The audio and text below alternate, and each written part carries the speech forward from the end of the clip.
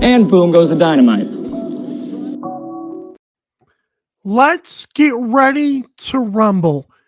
It is time for Daily Dive, the only live Monday through Friday lacrosse talk show. I am your host, Michael Karvelis. On today's show, our top story, presented by our store, will be Team Canada, the roster for the World Championships. And it is stacked, by the way. We're talking dream team stuff. Our big guest by Fanatics will be Cody Janzen. He'll answer the tough questions about why Saskatchewan Rush were finally eliminated. And our last brew by B-Res Coffee Company code Daily Dive is our Week 20 NLL standings. So let's get right into it. It is time to talk about Team Canada. It's our top story presented by Daily Dive Store. When you go to Daily Dive Lax on social media and click the link tree in our bios, you will see the awesome link tree and check out the Our Store tab. And on it, you can check out the awesome merchandise with this logo. Again, it's Daily Dive Lax. It's our store. Everything with Daily Dive branding merchandise. Support our show as we try to grow the game. Well, here's the Team Canada roster once again. And we're going to ask Cody Janzen about this as well. It's the 2023 Men's World Championship. And let's zoom in on this a little bit. We have in this game, we're going to have Westberg, Zach Currier, Challen Rogers, Dane Smith, face-off legend, GOAT King, Jake Withers. Goalie, how about rookie Brett Dobson? Let's go, Brett. I told you guys, he's good. Dylan Ward. And on the attack crew, Josh Byrne, Curtis Dixon, one of the best players in the cross, Connor Fields, Ryan Lee, and the young phenom, Jeff Teets. And defenders, we got some of those too. Latrell Harris, Brody Merrill, Graham Hosick. How about Cameron Weirs as well? I'm surprised that Jake Withers is not the face-off guy. Now, that's just me. I'm sure that there's more to it than that. Again, I'm new to the whole thing here, to like the whole lacrosse game. And box lacrosse is kind of my forte if you guys haven't figured it out by now. And I'll be honest, I understand the midfield thing to a point, but I don't think Dane Smith is winning any face-offs. I think Jake Withers is. But it also shows you Jake Withers' versatility. And I don't want to make this a Jake Withers segment here for Team Canada, but check this out. Jake Withers this season has been absolutely insane. How about a 79.1% face-off win percentage? My Lord. He also has 9 caused turnovers, 9 blocked shots, and he has 208 loose balls. Of course, most of that is from 318 face-off wins. And, of course, 11 points. So he's got 2 goals and 9 assists. But, again, I'm interested to see how good Jake Withers is playing with a Dane Smith, playing with a Zach Currier, playing with a Wes Berg. Those guys are NLL superstars, and Jake Withers, of course, is one of them as well. But his versatility, I think, is huge. Because, you have the face-off guy in Justin right there. Justin Ignacio. I don't even want to try to pronounce the last name. I'm just going to call him Justin for now. That is my fault. But it's interesting. I thought Jake Withers was a big one. Again, Brett Dobson, the rookie NLL player. Brett Dobson, let's check the age on that young man. How about the NLL rookie is 23 years old out of Oshawa, Ontario. He has been, of course, a legend in the net this season for the Georgia Swarm. A big reason for their turnaround. If you listen, Dylan Ward, who's awesome, won the NLL championship last year, and I believe goalie of the year, and Brett Dobson, the rookie. How do you like that for your goalie room? Not bad. You got youth, and you got the legendary experience. It's awesome. Now, you're probably wondering why I don't have the Team USA roster here. One, I don't know if there is one, although I should know that. But number two, these are the guys we're used to. Like Jeff T plays for the New York Riptide. Josh Byrne and Dane Smith play for the Buffalo Bandits, okay? We've got Dylan Ward for the Colorado Mammoth. Brett Dobson for the Georgia Swarm. Like, that's as South and un-Canada as it gets. And I know un-Canada is not a word, but there's your Team Canada roster. Great names there. Fantastic names. I wanted to get that some recognition on this here lacrosse talk show. But there's more to talk about here in our part of our top story.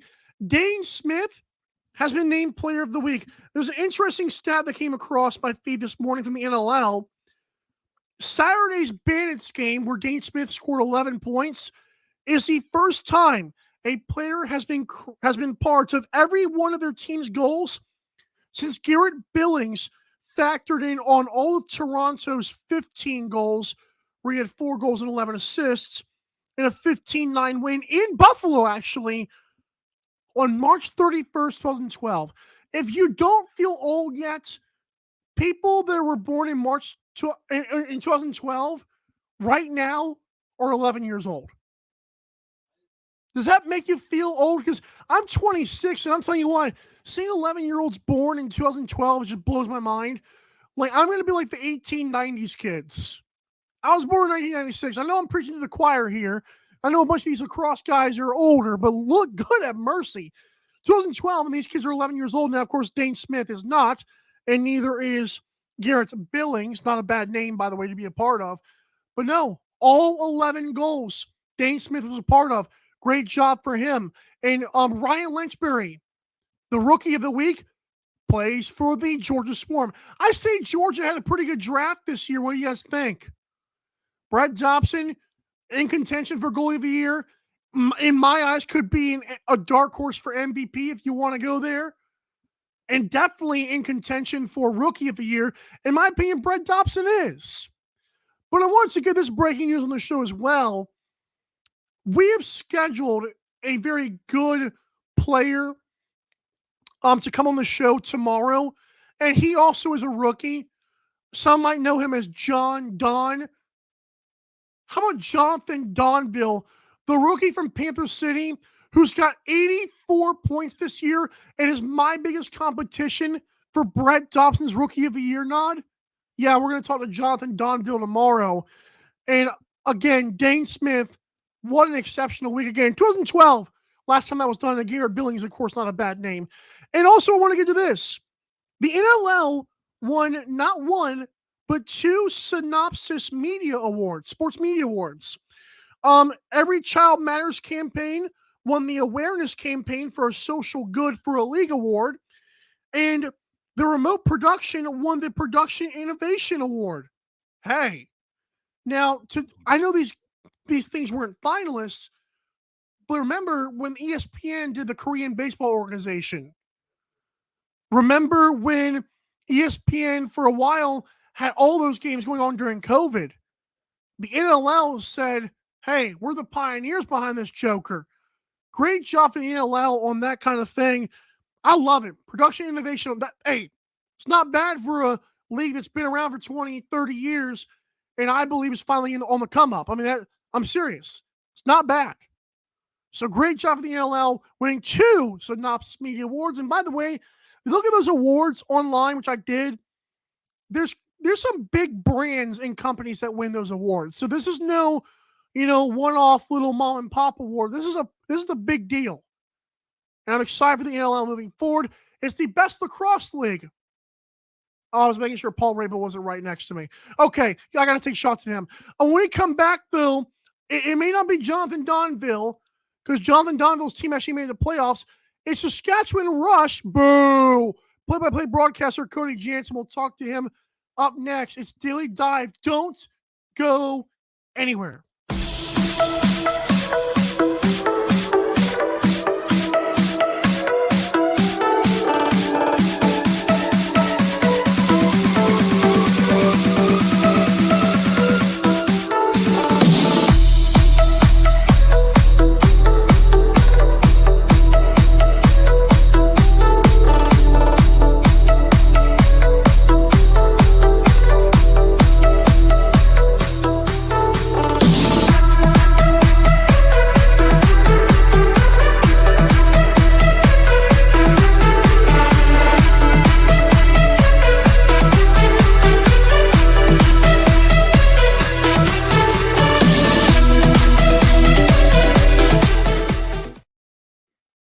That's pretty good gear, I'd say. Our big guest presented by Fanatics is, I would assume, Saskatchewan Rush guy, and more importantly, play-by-play broadcaster for Saskatchewan Rush. Cody Janzen is back on the show. How are you, Cody? Doing good, Mike. Yourself? I'm doing good. I'm happy the Georgia Swarm are in playoff contention. How about you? Sure. If you're happy, I'm happy, Mike. That's no. Again, it's been a cool story seeing Brett Dobson have so much success. A good Whitby kid who's really, coming to his own as a starter in the league. And obviously, they got a couple other pieces there that you're happy to see him have some success again. I agree with that. And since you brought that up first, Brett Dobson, Cody, is part of Team Canada. I have this graphic here for you. I know that you posted a tweet about, you mentioned, I think it was number 70. Explain what number 70 is, because I don't think number 70 is on this list. Tell us about that. It's nothing to say. I mean, just go and look at number 70s and the lacrosse league, and I think someone's missing off of that list, in my opinion. And okay, so that's Holden Garland, right? That's who you think the best number 70 is, Mike? That's who we're going with. That's fair enough. Who would you replace on that list? Don't want to throw shots at anyone, but you don't hear replace, or you're saying he's got to be on it? I don't know. I think that there's a couple of defenders he's better than. Again, maybe it's the bias. You can call it whatever you want. I think they're missing out. I see some of those names on the rosters, and I mean, even to miss a Bowering out of Vancouver, like, I don't know. That's I'm not the field lacrosse expert, but I've got my opinions. I saw Jake Withers as midfield not face off and about lost my mind on the show, so just let you know. There are people better than him. That's fair. Let's talk about Saskatchewan Rush game against the Thunderbirds. And we're going to get to the Alex Bouquet injury, but first I want to get to Thunderbirds were down late in the game and just ran it up in the end. It was like 15-11 was the score. What happened to Saskatchewan? Great uniforms, by the way. I did love those throwbacks. But what eventually happened? What led to the downfall of the Rush in this game, and more importantly, this season? I don't think anyone really knows what led to it. It was just Halifax found another gear, and Saskatchewan got caught flat-footed too many times. I think it was a very simple tale of the tape, and the Thunderbirds were very opportunistic with their chances. They had more offensive possessions in that fourth quarter. Again, they were only down by 3. Anyone who follows lacrosse knows that 3 is not a crazy lead. That's, I don't know, kind of a minuscule one in lacrosse, the way that the game can be in ebbs and flows. So, yeah, I mean, hey, they had a good fourth quarter. They scored 9 goals in the fourth quarter. I think the Rush had 9 total shots in the fourth quarter. So that's kind of been the tale of the tape. You got to play a full 60 minutes to win in the NLL, and that something as simple as a bad 10 minutes will cost you games. The Rush have found that out multiple times this year, where if you can play good for 50, you're going to put yourself in the driver's spot. But, you take 5-10 minutes off, teams are good. The NLL has changed so much from 5-10 years ago, where maybe you could throw it into cruise control at times. Now the league is so balanced and just so much more, I don't know, I guess the playing field's been a lot more level of recent, and you can see teams really turn it on at times. Look at Albany beating Rochester the other night there. It's Halifax can come down and, play a good quarter and beat Saskatchewan. I don't know. It's the parity is good for the league. Yeah, you like Panther City, second-year club in the playoffs. Las Vegas, I think, has won 5 games still. They've lost in their last 3 or whatever. And you're right, parity in the NLL is fantastic right now. And I want to get to the Alex Bouquet injury. What have you learned, if anything, about it? And how do you think that affected the team's psyche, allowing those 9 goals? Well, that was way later. You got pulled after, or you got the hook after 2.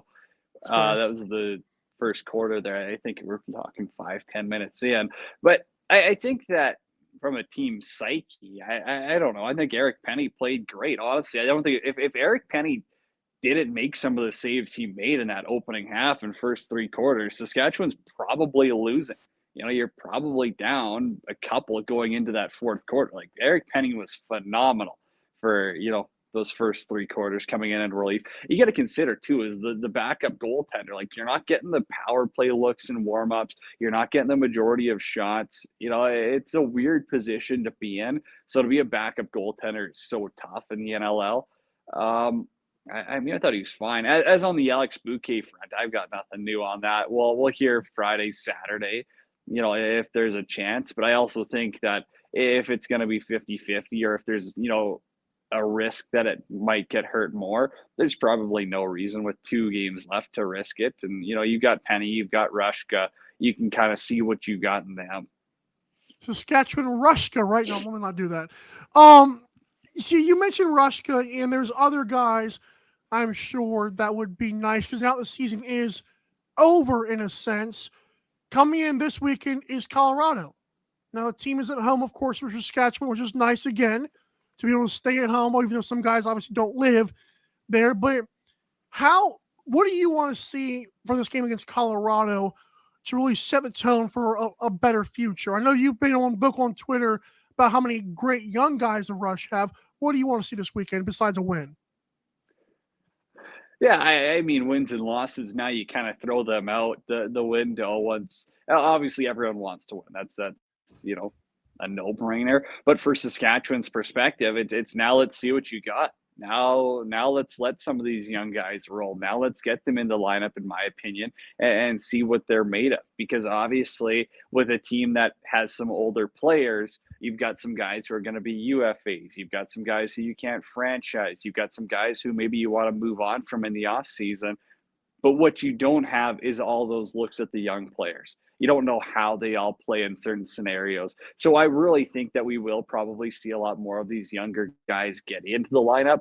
I don't know if it's exactly this weekend against Colorado or next against Vegas, but I'm pretty sure we will see a much younger lineup, and that's good. It's you're looking forward to the future, right? If you look at how many young guys Saskatchewan has, everyone seems shocked that it's like, oh, they've turned over so many players from 2018. But if you really follow the team, and again, they got a ton of young guys. They got a ton of youngsters on this team, and a lot of damn good players that are going to make up the decor of the future. Like I don't know. I saw someone write something a while ago that they're setting their future back 5-10 years. There's so many wild takes going out right now that it's just everyone's got to take a look at it from a realistic perspective here.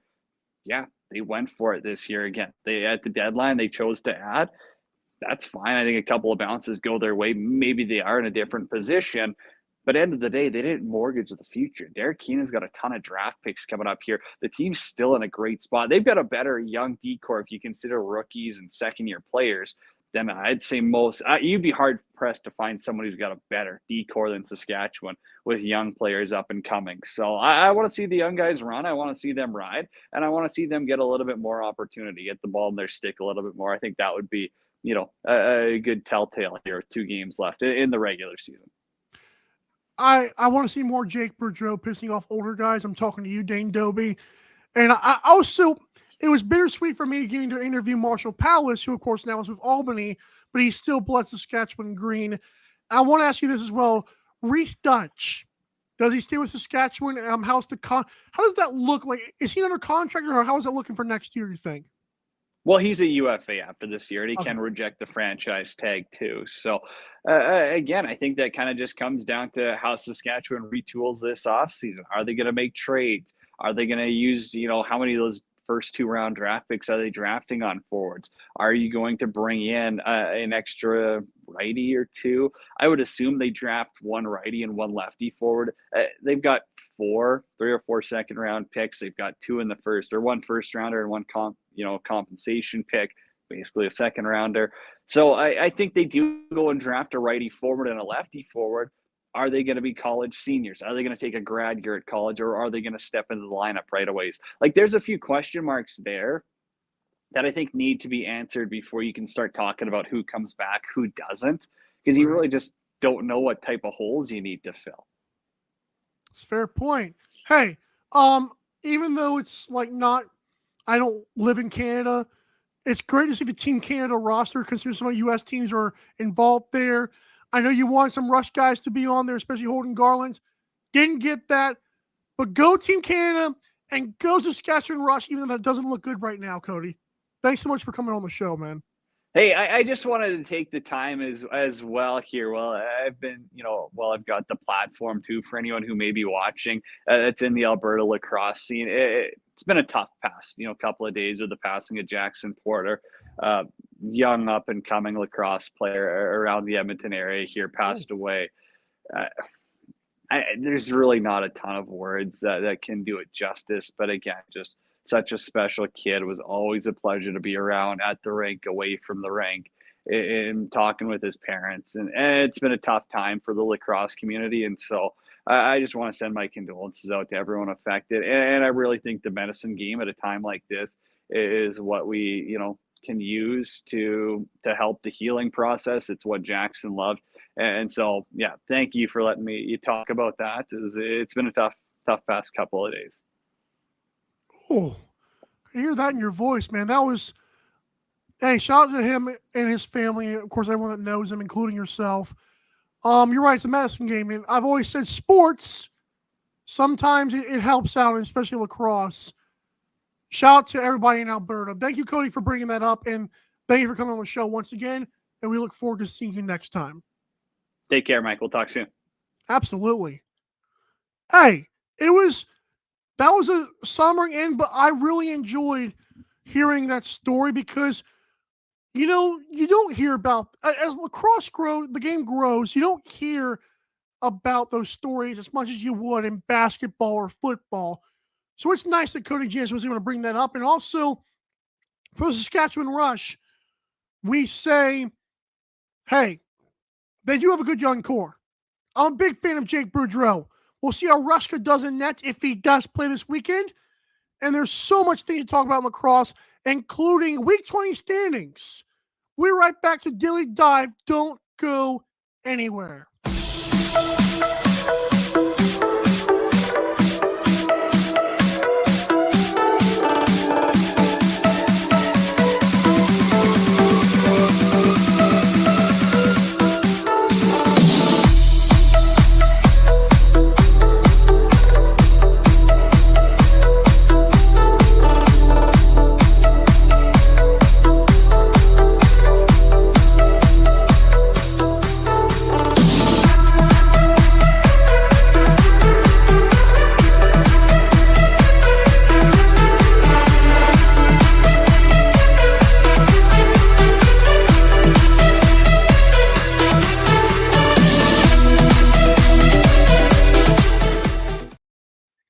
Time for our last brew presented by B-Res Coffee Company. Code DILLYDIVE at checkout.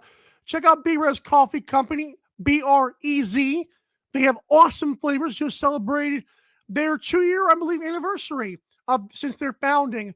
B-Res Coffee Company, coffee for gamers, by gamers, and of course, lacrosse fans as well. Code DILLYDIVE. Week 20 NLL standings, and here is, of course, some of them for now. Let's talk about this this Western Conference over here. Okay? So you have the San Diego Seals, who of course 12-4, Calgary 12-5. Panther City is in the playoffs, as are the Colorado Mammoths. So the West is set. Looks pretty good, right? As for the Rush, of course, God, their season just ended so badly. They started strong. The green machine is back, according to Cooper Perkins, as he said it on the broadcast weeks ago. And God almighty, that was an eternity ago. You also have the Las Vegas Desert Dogs, of course, just below the Rush. The Desert Dogs, again, they started well, had some wins they probably shouldn't have. But their future looks very good, probably better than Panther City's future did for a while, until, of course, Jonathan Donville decided to exist. And Vancouver Warriors, oh, wow. Vancouver won 4 games, and I didn't know if they would win more than 3. So good job, Vancouver. They gave Panther City a tough fight. And speaking of fighting, Sean Evans had a lot of words to say to the officials after the game. There's fans on social media that have, because if you look at the game at the end of the Warriors and Panther City game, there's like 2 game misconducts, like an unsportsmanlike penalty, all as the time is at 0. And if you watch the ESPN Plus broadcast, which I did before the show today, couldn't see anything about it. Couldn't see anything going on besides he was right there with an official. There was being escorted by an official in another very close thing, a very narrow shot. And then apparently fans said, as he was going around the arena, he was hyping people up and then talking trash to officials, and refs did not like that. So I do wonder if Sean Evans gets a suspension coming up this weekend. But there is the there it is for the Western Conference. You got San Diego and Calgary, the cream of the crop. And I'm telling you what, Panther City, and especially Colorado, those teams are pesky. They could be really good this year in the playoffs. So check that out. Might get a first round upset. I'd more so see it on Colorado's side, but man, if San Diego plays inconsistent, you don't want to see that. You want to be consistent. I keep saying the Seals are 12-4. They're inconsistent though. Just saying. And let's get to that Eastern Conference as well. Let me bring that up for you guys right here. Remember, go to B-Res Coffee Company, code Daily Dive at checkout to help support the show. Here are the Eastern Conference standings. There, of course, you see Toronto Rock 13-4, Buffalo Bandits at 12-4. They're the only 2 teams that have clinched. There are still 2 playoff spots to be had, and Rochester and Georgia are right there. Halifax has a chance, and a lot of people may see Rochester. I talked about this yesterday, how the Nighthawks looked like they were like they were like 6-0 or whatever to start the season. Now they've lost their last 4, including 5 of their last 6. Last 2 games against Georgia, against Philadelphia. And I told you guys, I think Rochester wins versus Georgia this week. I think Rochester might beat Philadelphia in the final week of the regular season. I think Rochester's going to get in. I think Georgia, they got to regroup because, again, I do think Georgia loses this weekend finally. They're on a 6-game hot streak. They look good. I think Ron Hartley outperforms Brett Dobson. That's saying a lot from me. But, man, Halifax, Philadelphia, and Georgia all right there.